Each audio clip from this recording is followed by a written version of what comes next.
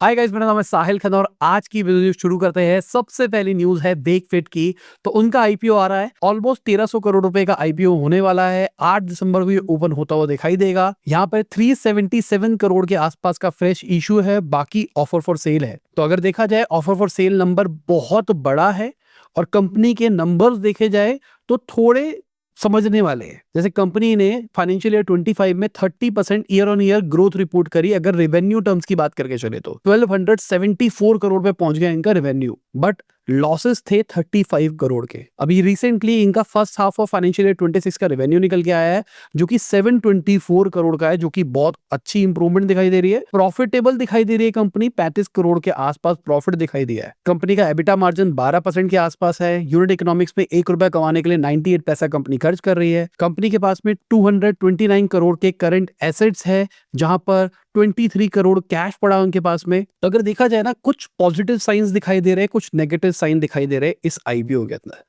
Offer for sale का number बहुत बड़ा है। पहले आईपीओ थोड़ा और बड़ा हो सकता था, उसके बाद इन्होंने आईपीओ की साइज को घटाया है। दोनों साइड से, ऑफर फॉर सेल से भी घटाया गया है और फ्रेश इशू से भी घटाया गया। अब सवाल यह है, फ्रेश इशू क्यों घटाया गया भाई? मेरे हिसाब से फ्रेश इशू बढ़ना चाहिए था, ऑफर फॉर सेल घटना चाहिए था, अगर हम मार्केट सिचुएशन के हिसाब से बात करके चले तो। वेकफिट के गद्दे ठीक है, मेरे घर पे यूज होते हैं और मुझे माल ठीक लगता है। बाकी आईपीओ से पहले एक बार डिटेल के अंदर डिस्कशन करेंगे वेकफिट के बारे में कि क्या है कंपनी के बारे में। बाकी एलिवेशन कैपिटल की बात करके चले तो 36 टाइम्स रिटर्न मिलने वाला है इनको वेकफिट के आईपीओ से। 271 करोड़ का रिटर्न मिलेगा। अभी ना इन्वेस्टर्स बहुत ज्यादा ऑफर फॉर सेल कर रहे हैं और बहुत ज्यादा पैसा कमा रहे हैं। अगर हम पीक एक्सपी की बात करके चले तो अभी तक 2361 करोड़ रुपीस का रिटर्न ले चुके हैं, जहां पर ग्रो में उनको ऑलमोस्ट 1600 करोड़ के आसपास का रिटर्न देखने को मिला। 223 करोड़ इन्वेस्ट करके, पाइन लैब्स में 221 करोड़ इन्वेस्ट करके 508 करोड़ का रिटर्न देखने को मिला। और अभी तो स्टेक्स पड़े हैं इनके पास में, थोड़े से ही बेचे हैं। अब मीशो का आईपीओ हो गया, वहां पर भी रिटर्न्स देखने को मिलेंगे। इसके अलावा द्रोणाचार्य की बात करके चले तो 20% का भाई लोअर सर्किट लगता हुआ दिखाई दिया। यही उम्मीद थी अगर देखा जाए तो। सेबी ने बैन लगाया है, बहुत सारी चीजें करी है, बहुत बड़े बड़े एलिगेशन लगाए गए हैं और छोटा सा फाइन लगाया गया है। हमने लास्ट वीडियो में इस बारे में बात करी थी, आप समझ लेना क्या किया है इन्होंने। बट ये मान के चलो, बहुत बड़ा एलिगेशन है। सेबी ने कहा है कि भाई एक तरह से स्कैम ही कर रहे थे और इनके शेयर प्राइसेस घटने ही थे। मतलब जबरदस्ती इन्फ्लेटेड नंबर्स दिखाए जा रहे थे, रेवेन्यू इन्फ्लेटेड थे, कंपनी से पैसा निकाल के इधर से उधर किया जा रहा था। इसके अलावा लेंसकार्ट की बात करके चले तो उनके शेयर प्राइसेस 5% बढ़ते हुए दिखाई दिया। भाई Q2 रिजल्ट अच्छा है। कंपनी के net profit 20% year on year बढ़ते हुए दिखाई दिए है। कंपनी का प्रॉफिट ऑलमोस्ट 70% बढ़ता हुआ दिखाई दिया है। जेफरीज की बात करके चले तो उन्होंने बाय रेटिंग दी है और टारगेट रखा है 500 रुपए का। अभी शेयर इतना ज्यादा बढ़ा है पिछले कुछ टाइम से, फिर भी 432 रुपीज के आसपास ट्रेड कर रहा है। जेफरीज कह रहे 500 रुपए पहुंचेगा भाई। ठीक है भाई, मतलब ऑलरेडी मुझे लगता है वैल्यूएशन थोड़ी ज्यादा है। ठीक है, कंपनी अच्छा काम कर रही है, नंबर्स बेटर दिखाई दे रहा है, सब कुछ सही है, बट जेफरीज कह रहा और ज्यादा आगे जानी चाहिए। थोड़ा संभल के रहना चाहिए इन सारी की सारी रेटिंग वाली कंपनीज में। मतलब ये अंदर की गट फीलिंग आ रही है मुझे। एक्सपेक्टेशन है 24% CAGR से ग्रो करने वाले फाइनेंशियल ईयर 25 से 28 के अंदर, जहां पे एबिटा 50% CAGR से ग्रो करने वाला है। स्टोर का जो पेबैक पीरियड है वो 1 साल से कम हो जाएगा। ये जो नंबर सुनने में लग रहे हैं, अगर ये ट्रू है तो ठीक है, वैल्यूएशन तो बस समझ में नहीं आती भाई। बाकी अमन गुप्ता जी की बात करके चले तो लेट्स ट्राई के अंदर उन्होंने 333 गुना रिटर्न लिया है भाई। Let's try shark tank season 1 के अंदर आए थे। यहाँ पे अमन गुप्ता ने 12 लाख रुपए इन्वेस्ट किए थे, 7 से 8% इक्विटी ली थी। शार्क टैंक की बात करके चले तो उन्होंने 45 लाख मांगे थे, 2% अपनी इक्विटी दे रहे थे। 6 से 7 महीने में इन्होंने 16 लाख का सेल भी कर लिया था। तो अमन गुप्ता और अनुपम जी ने दोनों ने मिलकर 45 लाख रुपीस ऑफर करे थे 12% शेयर्स के लिए। उसके बाद अनुपम एग्जिट कर गए ड्यू डिलिजेंस जब हुई। बट अब देखो कितना खतरनाक लॉस हुआ है उनको। बहुत ज्यादा एलिगेशंस थी भाई सीजन 1 के अंदर कि ड्यू डिलिजेंस के नाम पे इन्वेस्टमेंट नहीं करी गई, बातें करी गई कि इन्वेस्ट करेंगे, पर करी नहीं। अमन गुप्ता कहना है कि बहुत ही जबरदस्त रिटर्न देखने को मिला उनको। और जेन्युइनली देखा जाए तो भाई 12 लाख भाई तुम्हारे ऑलमोस्ट 40 करोड़ हो गए हैं। यही एडवांटेज है स्टार्टअप में अर्ली टाइम पे इन्वेस्ट करने का, जो कि आपको लगता है फट सकती है, बहुत आगे तक जा सकती है। बाकी भाई वीडियो में आगे जाने से पहले आपको याद दिलाना चाहूंगा, अपने लाइक का बटन नहीं दबाया, लाइक का बटन दबा दो। और भाई डिस्काउंट चल रहा है 50% का मेरे डिजिटल मार्केटिंग के 1 साल के कोर्स के बंडल के ऊपर लैंडिंग पेज का लिंक दे दिया डिस्क्रिप्शन के अंदर, जाके उसको पढ़ लो, टीम से कॉन्टैक्ट कर लो। अगर कोई कंफ्यूजन है तो प्लीज़ पढ़ के ही लेना। मैं बार-बार ये बोल रहा हूँ, मैं ज़बरदस्ती किसी को फालतू का बेचना नहीं चाहता जिसको ज़रूरत नहीं है। बाकी ये डिस्काउंट कभी नहीं आते, मई के अंदर आएँगे, फिर ये मेरे बर्थडे के आस-पास मान के चलो, क्योंकि अभी इतनी जल्दी बच्चा दोबारा तो नहीं हो रहा, 2 बच्चे हो चुके हैं, तो इतनी जल्दी अब डिस्काउंट नहीं आएगा। मेरे बर्थडे पे डिस्काउंट आता तो अगले 23 मई के आस-पास आपको डिस्काउंट देखने को मिलेगा। तब तक वेट कर सकते हो, ठीक है। बाकी अभी लेना चाहते हो तो एक अच्छी अपॉर्च्युनिटी है, 1-2 दिन का ही है ऑफर, उसके बाद मैं ये बंद कर दूँगा। कोई डिस्काउंट नहीं मिलता मेरे पे, 10% भी नहीं निकालता मैं। इसके अलावा 2 बड़ी चीज़ें हैं भाई। एक, हमारा जो लपास टेक वाला चैनल है, उस पे एक मैंने पॉडकास्ट किया है एक फाउंडर के साथ में, जो कि एक टेक्नोलॉजी के ऊपर काम कर रहे हैं। ग्लूकोमीटर उन्होंने बिना खून के बना दिया है। इंडियन फाउंडर है। तो पूरी टेक्नोलॉजी समझाई है, ये घड़ियाँ कैसे काम करती है, घड़ियों के नीचे जो लाइट जलती है वो सेंसर कैसे कैप्चर करता है। जिन लोगों को साइंस टेक समझ में आता है, मज़ा आएगा वो वीडियो देख के। मुझे पर्सनली शूट करके भी बहुत मज़ा आया था, तो उसको देखना। दूसरा, साहिल खन्ना वाले चैनल के ऊपर भी मैंने एक वीडियो डाली है, कुछ अलग सी वीडियो है भाई वो कोई केस स्टडी नहीं है। मैंने नितिन कामत जी का पॉडकास्ट देखा एलन मस्क के साथ में, उसके बाद मेरे को क्लिक करी कुछ बातें, मैंने उसके नोट्स बनाए, रात को सोचा कि क्यों ना आप लोगों के साथ डिस्कस किया जाए, और वो मैंने वीडियो बना के डाल दी। तो देख लो वो वाली वीडियो को भी, कुछ अलग सी वीडियो है ना, वो केस स्टडी है, बट उसको देख के आपको थोड़ा मेंटल माइंडसेट इंप्रूव होता हुआ दिखाई देगा कि ये जो एलन मस्क जैसे बंदे होते हैं ये किस तरीके से सोचते हैं। बाकी एटमबर्ग की बात करके चले तो उन्होंने 212 करोड़ रुपया रेस किया है भाई सीरीज सी राउंड के अंदर। अभी के टाइम पे एटमबर्ग खाली पंखे नहीं बनाता है, ये मिक्सर ग्राइंडर स्मार्ट लॉक्स के अंदर भी आ गए हैं। 15,000 से ज्यादा इनके रिटेल टच पॉइंट्स हो चुके हैं। बट फाइनेंशियल ईयर 25 के अभी रिजल्ट्स नहीं आए हैं। अगर 24 की बात करके चले तो उस टाइम पे 31% year on year revenue growth देखने को मिली थी। कंपनी के लॉसेस इंप्रूव हुए थे, लॉस के अंदर थी पर कंपनी। फाइनेंशियल ईयर 25 के नंबर आएंगे, फिर डिस्कस करेंगे किस डायरेक्शन में जा रही है ये कंपनी।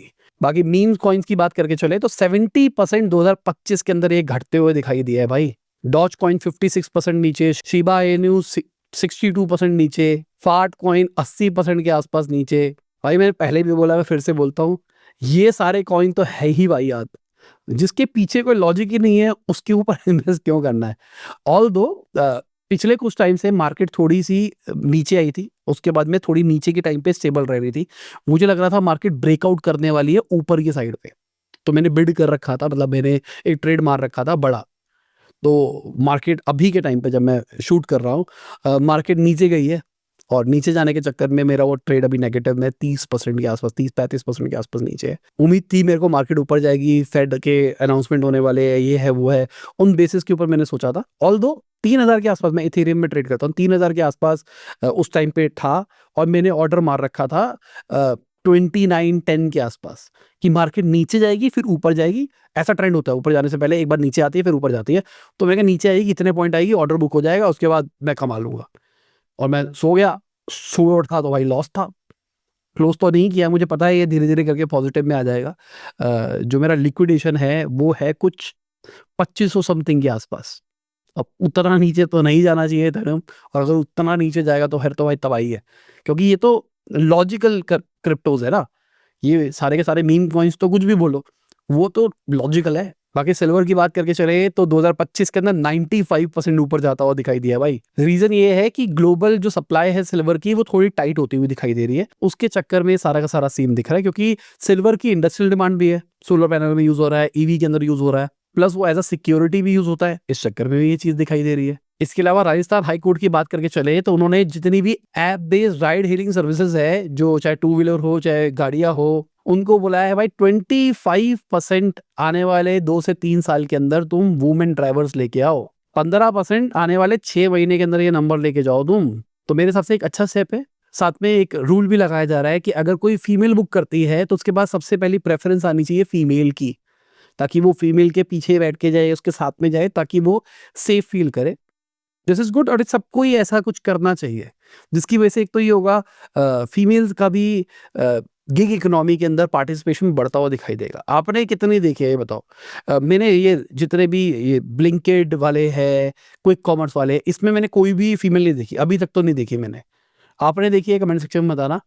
ये बाइक वाले में, गाड़ी वाले में एक बार को मैंने देख ली है, बाकी इथेनॉल ब्लेंडिंग की बात करके चले तो 19% से ऊपर जाता हुआ दिखाई दिया फाइनेंशियल ईयर 25 के अंदर। 20% का टारगेट सेट किया गया था फाइनेंशियल ईयर 25-26 के अंदर, उसी के आसपास ये नंबर जाता हुआ दिखाई दिया है। 22-23 के अंदर ये 12% पे था, 23-24 के अंदर ये 14.5% के आसपास जाता हुआ दिखाई दिया और अब 19% के आसपास जा रहा है। अगर हम एथेनॉल प्राइसेस की बात करके चले तो जो गन्ने से एथेनॉल बन रहा है वो 65 रुपीज के आसपास है, जो मोलास से बन रहा है वो 60 रुपए के आसपास है, जो सी हैवी मोलास से बन रहा है वो 57 रुपीज के आसपास है, जितने भी ग्रेन्स खराब हो जाते हैं जो उससे बन रहा है वो 64 रुपीज के आसपास है और मेज से 71 के आसपास है। अब सवाल ये है, अगर ये कम है, ऑयल के प्राइसेस ज्यादा क्यों है भाई? कम करो ना। कहा तो यही गया था कि भाई जब ब्लेंडेड फ्यूल आएगा वो सस्ता हो जाएगा, ये होगा वो होगा, पता नहीं भाई कब होगा। बाकी मेरे को कोई टेंशन नहीं, मेरे पास ईवी गाड़ी है, हम ईवी में जी रहे, बट कम होना चाहिए, मतलब दिस इज नॉट राइट। पहले ही पॉल्यूशन इतना है भाई, पॉल्यूशन का सॉल्यूशन क्या है? कोई भी गवर्नमेंट आएगी क्या करेगी?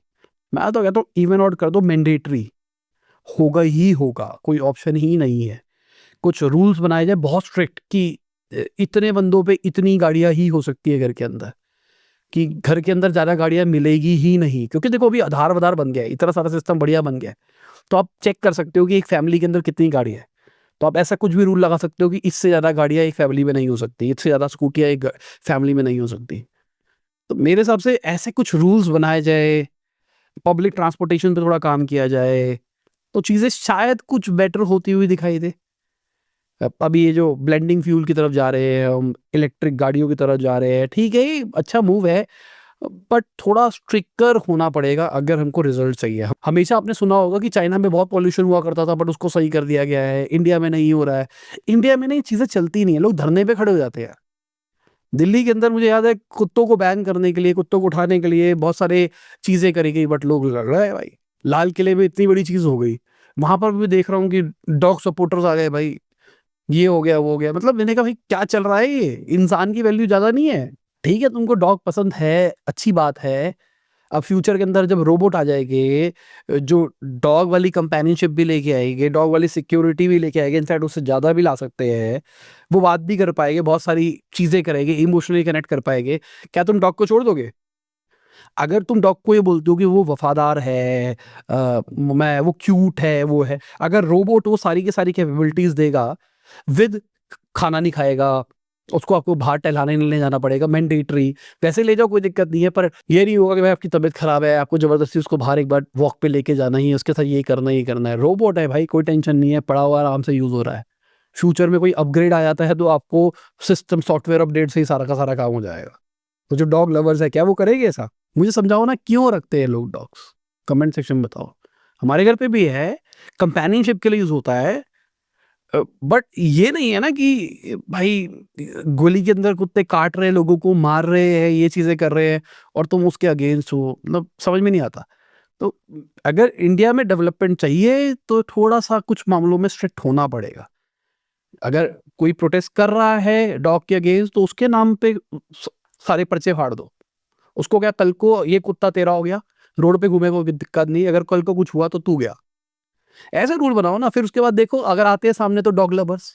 बेरोजगारी की एक लिमिट हो चुकी है हमारे देश के अंदर ना, तो इसलिए बस चल रहा है जो चल रहा है। अब पॉल्यूशन के अंदर अगर गाड़ियां बैन कर दी गई या ऐसे कुछ रूल निकाल दिए, तबाही बच जाएगी, एकदम लोग शोर मचाने लग जाएंगे। गवर्नमेंट ने कहा था कि इतने साल पुरानी गाड़ियों को हटाओ, दिल्ली से लेके जाओ, लोगों ने शोर मचा दिया, गवर्नमेंट ने कहा भाई वोट बैंक है, सोचना पड़ेगा। और भाई कोई ऑफेंड मत हो जाना, मैं अपना ओपिनियन दे रहा हूँ, आपका भी ओपिनियन हो सकता है, कमेंट सेक्शन में अपना ओपिनियन दे देना, लड़ने की जरूरत नहीं है यहाँ पे। ये मेरा ओपिनियन है, आपका ओपिनियन डिफर हो सकता है, हम मैच्योर लोग हैं। बाकी ग्रॉस जीएसटी कलेक्शन की बात करके चले तो 0.7% बढ़ता हुआ दिखाई दिया, 1,70,000 करोड़ रुपए नवंबर के महीने के अंदर पहुंच गया भाई। नेट जीएसटी रेवेन्यू 1.3% बढ़ता हुआ दिखाई दिया है। अगर जीएसटी बढ़ता हुआ दिखाई दे रहा है इसका मतलब यह है मार्केट में हलचल है, ठीक है, बट रियलिटी में हलचल है या नहीं है पता नहीं।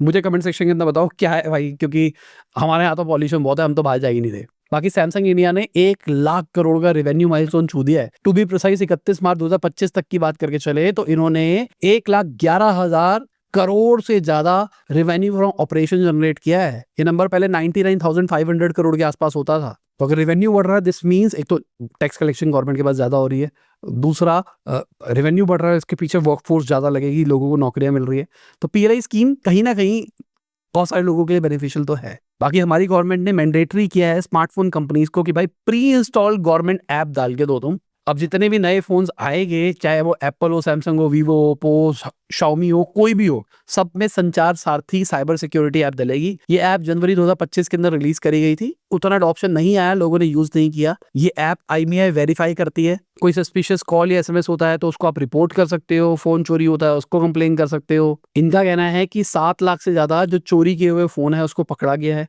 अक्टूबर महीने के अंदर ही 50,000 से ज्यादा फोन पकड़े गए हैं। 37 लाख डिवाइसेस को इन्होंने ब्लॉक किया है। 3 करोड़ फेक कनेक्शंस को बंद किया गया है। ऑलमोस्ट 17 लाख व्हाट्सएप अकाउंट को बंद किया गया है। 20,000 से ज्यादा स्पैम मैसेजेस सेंडर्स को बंद किया गया है। बाकी मुझे नहीं पता भाई इस ऐप का क्या है। मुझे याद है आज से कुछ 8-10 साल पहले, मतलब 8-10 तो नहीं, पता नहीं कब की बात है, 8 साल पहले के मान के चलो मोटा मोटी, मेरे पास में LG G6 होता था, हिसाब लगा लो। मैंने वो पापा को गिफ्ट दिया था। मेरे पापा अपने ऊपर वाली जेब में लेके जा रहे थे स्कूटर के अंदर, साथ में कोई आया खींच के भाग गया, मेरे पापा उनके पीछे भागे भागे, बट वो मिल नहीं पाया। उसके बाद में रात को पुलिस का कॉल आया कि भाई फोन मिल गया है, यहाँ पे कोई वारदात हो गई है, गोलियां चली है और फोन उनके पास में निकला है, आप अपना फोन कलेक्ट कर लो। वो फोन आज तक नहीं मिला भाई। हमने सब कुछ करके देख लिया, मतलब पुलिस वालों को फोन मिल भी गया, उसके बाद भी फोन नहीं मिला। अलग ही गेम है भाई। जो अपने 7-8 साल पुराने सब्सक्राइबर्स हो गए ना, उनको याद होगा ये वाली कहानी, मैंने बताई थी। बाकी गवर्नमेंट प्लान कर रही है जो पान मसाला गुटखा है ना, उसको न्यू बुल के अंदर रेगुलेट किया जाए। और यहाँ पे एक अच्छा रूल किया जा रहा है। गुटखे के अंदर गेम पता क्या है, बनता है 100 किलो माल, दिखाया जाता है बुक्स के अंदर 10 किलो माल, कच्चे के अंदर माल घूम रहा होता है। तो अगर आप टैक्स लगा भी लोगे 100% का, 90% जो प्रोडक्ट है मार्केट के अंदर वो तो बिना बिल के ही घूम रहा है ना, या फिर अंडर प्राइसिंग बिल के ऊपर घूम रहा है ना। तो यहाँ पे गवर्नमेंट कह रही है कि भाई टैक्स लगेगे जितनी आपकी कैपेसिटी है बेस्ड ऑन दैट। और बहुत बढ़िया रूल है मेरे हिसाब से। अगर फैक्ट्री में इतना आपने कैपेसिटी लगाई है तो आप इतना माल प्रोड्यूस कर सकते हो, आप करो या ना करो, इतना तो लगेगा ही लगेगा। जिसकी वजह से थोड़ी रिस्ट्रिक्शंस आएगी या नहीं आएगी पता नहीं, क्योंकि मुझे लगता है जो खाने वाले लोग हैं उनको रेट का कोई ज्यादा फर्क नहीं पड़ता, शोर मचा लेंगे पर उतना फर्क नहीं पड़ेगा। गवर्नमेंट को एक्चुअली कुछ करना है ना तो बंद कर दो, एक्चुअली कुछ करना चाहते हो तो। बट कहानी ये है ना, बहुत सारी टैक्स कलेक्शन होती है तो इसलिए बंद नहीं करा जाता। अगर हम डेटाब्रिक्स AI की बात करके चले तो $5 बिलियन रेस कर रहे हैं वो, $134 बिलियन की वैल्यूएशन के ऊपर। भाई क्या चल रहा है, 32 गुना है इनके जो प्रोजेक्टेड सेल्स है, $4.1 बिलियन की प्रोजेक्टेड सेल्स है इनकी 2025 के अंदर, उससे इनकी वैल्यूएशन अभी के टाइम पे। और ये फोरकास्टेड है, 2-3 बार मॉडिफाई कर चुके हैं इस नंबर को। पिछले साल से 55% ग्रोथ एक्सपेक्ट करी जा रही है। बाकी ये जो वैल्यूएशन है ना, ये मुझे लग रहा है कि बबल बन रहा है। अगर मैं चाइना की बात करके चलूं तो एक एनवीडिया के कंपटीशन है मूरे थ्रेड्स करके, जिसको एनवीडिया के एक्स चाइना हेड ने शुरू किया था 2020 के अंदर। उसका IPO आ रहा है और वो 4126 टाइम सब्सक्राइब होता हुआ दिखाई दिया है। कंपनी की वैल्यूएशन ऑलमोस्ट $7.5 बिलियन की है। और नंबर पॉइंट से बात करके चले तो first half of financial year 25 के अंदर इन्होंने 701 मिलियन युआन के आसपास का रेवेन्यू रिपोर्ट किया है। 271 मिलियन युआन का लॉस किया गया है। पिछले 4 साल के अंदर 4 GPU की जनरेशन निकाल चुके हैं। Tencent, ByteDance, sequoia China, GGV capital इसको बैक करते हैं। बाकी USA गवर्नमेंट की बात करके चले तो एंटी ट्रस्ट लगा रहे हैं भाई नेटफ्लिक्स के ऊपर कि वार्नर ब्रदर्स के अंदर वो इन्वेस्ट कर रहे हैं, ये तो गलत बात है, ऐसा नहीं करना चाहिए। भाई देखो सिंपल सी बात क्या है, ये एंटी ट्रस्ट ना बहुत ही बड़ा मुझे लगता है बवाल है। ये यूरोप US के अंदर कांड चलता रहता है। नेटफ्लिक्स को क्यों रोका जा रहा है? क्योंकि कौन खरीदा दूसरा, और एप्पल वाला। और एप्पल वाला किसका दोस्त है मैं नहीं बोलूंगा। ये ना थोड़ी वो पिक्चर वाली कहानी लगती है मुझे कई बार ना, जब मैं बैठ के सोचता हूँ तो नेटफ्लिक्स अगर स्ट्रीमिंग राइट्स ले भी लेगा वार्नर ब्रदर्स की, प्रॉब्लम क्या है इसके अंदर? ले लेगा, वो स्केल कर लेगा भाई। मुझे तो ये समझ में नहीं आता, कंपटीशन के नाम पे आप ये नहीं कर सकते, वो नहीं कर सकते, वो नहीं। अब मान लो मैं बिजनेस न्यूज बना रहा हूँ और मेरे को ऐसा लगता है कि जिस कैटेगरी के बिजनेस न्यूज बना रहे हैं हमारे कॉम्पिटिशन नहीं है, तो मेरे पे लगा दो एंटी ट्रस्ट। भाई ये तो गलत है, मोनोपोली कर रहा क्या मोनोपोली कर रहे हैं? दूसरा नहीं कर रहा भाई, हमारी गलती थोड़ा है इसके अंदर। आज 5-6 साल हो गए न्यूज बनाते हुए, 30-35 हजार व्यूज ही आ रहे हैं और फिर भी मैं बना रहा हूँ। दूसरों को ये अपॉर्चुनिटी नहीं दिखाई देती, उनको लगता है 30-35 हजार में क्या रेवेन्यू बनेगा, लाख रुपए से नीचे का रेवेन्यू है एडसेंस का, इसके ऊपर क्या बिजनेस बन जाएगा, खर्चे भी आएंगे, सब कुछ आएंगे। बाकी गवर्नमेंट एक नई चीज निकाल रहे हैं जहां पर म्यूचुअल फंड को हम गिफ्ट कर सकते हैं, मतलब टैक्स फ्री। पहले आपको म्यूचुअल फंड को कैश करना पड़ता था, फिर देना पड़ता था। अब नहीं, अब मेरे म्यूचुअल फंड आपके हो सकते हैं, आप मुझे दे सकते हो। मेरे हिसाब से इनहेरिटेंस के लिए बहुत बढ़िया है। पेरेंट्स के पास कुछ पड़ा है, अब बच्चों को जरूरत नहीं है, क्यों बेचे वो, फालतू का टैक्स क्यों दे। इट्स बेटर कि उसको ट्रांसफर करके पड़े रहने दो और भूल जाओ। बाकी इनहेरिटेंस का जब भी आता है ना, मैं दिमाग में वो चलता हूँ, भाई एक बंदा है जो बिलियनेयर है, वो मेरा कोई पुराना रिश्तेदार है और वो सारी प्रॉपर्टी मेरा नाम कर गया है क्योंकि उसके कोई बच्चे नहीं है, ये नहीं है, वो नहीं है, वो नहीं है। या अब थोड़ा मॉडिफाई, कोई बंदा है जो अपने को देखता है बिजनेस न्यूज देखता है, अब वो ओल्ड एज हो चुका है, बहुत बड़ी कंपनी रन कर रहा है, अब उसको लगता है वो कंपनी रन करने के लिए कोई आगे है नहीं, उसकी फैमिली में नहीं है, तो वो मेरे को कंपनी देके जा रहा है, भाई तू संभाल, तू संभालेगा कंपनी। ऐसे उल्टे जैसे अपने घर पे वेले बैठे बैठे यही तो सोचता रहता हूँ मैं। बाकी मार्केट की बात करके चले तो मार्केट फ्लैटर दिखाई दी है, 0.55% बढ़ता हुआ दिखाई दिया है। हेल्थ केयर 0.36% बढ़ता हुआ दिखाई दिया है। एफएमसीजी 0.23% बढ़ता हुआ दिखाई दिया है। गैस ऑलमोस्ट 1% नीचे था। टेलीकॉम 0.91% नीचे था। एनर्जी भी नीचे दिखाई दिया है। बाकी करेंसी की बात करके चले तो बहुत ही जल्दी टाइम आने वाला है मेरे हिसाब से जहाँ पे हम 90 रुपए डॉलर देखने वाले हैं। बाकी ओवरऑल आप देख लो कौन रहा है ऊपर, कौन रहा है नीचे। और इसी के साथ में हमारी आज की ये बिजनेस न्यूज़ खत्म होती है। उम्मीद करता हूं आपको मजा होगा। लाइक कर देना, शेयर कर देना, कमेंट बताना वीडियो कैसी लगी। बाय, गुड नाइट, शब गुड हाफिज, गुड मॉर्निंग। और तुम जब भी ये वीडियो देख रहे हैं, जय हिंद, वंदे मातरम, दुआ में याद रखना।